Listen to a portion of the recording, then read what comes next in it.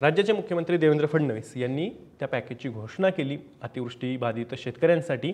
आणि त्यामध्ये असं सांगितलं की शेतकऱ्यांना रब्बी हंगामाचं नियोजन करण्यासाठी खत असेल, बियाणं असेल, कीटकनाशक असतील हे घेण्यासाठी अनुदान स्वरूपात जे निविष्ठा अनुदान दिलं जातं प्रत्येक वेळेस अवकाळी झाली, अतिवृष्टी झाली, गारपीट झाली अशा नैसर्गिक आपत्तीमध्ये जे दिलं जातं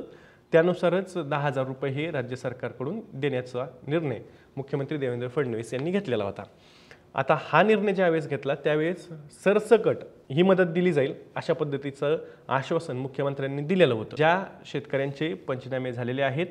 त्यांना आता पंचनामे करण्याची गरज नाही आहे, पण ज्यांचे पंचनामे बाकी आहेत अशा शेतकऱ्यांचे प्रस्ताव हे पुन्हा एकदा राज्य सरकारकडून पाठवले जात आहेत। अर्थात काही ठिकाणी शेतकरी जाऊन अधिकाऱ्यांना म्हणतात की आमचे पंचनामे करा, पण अधिकारी म्हणतात की अशा प्रकारची गोष्ट आत्ता सध्या काही केली जाणार नाही, त्यासाठी तुम्ही एक अर्ज करा,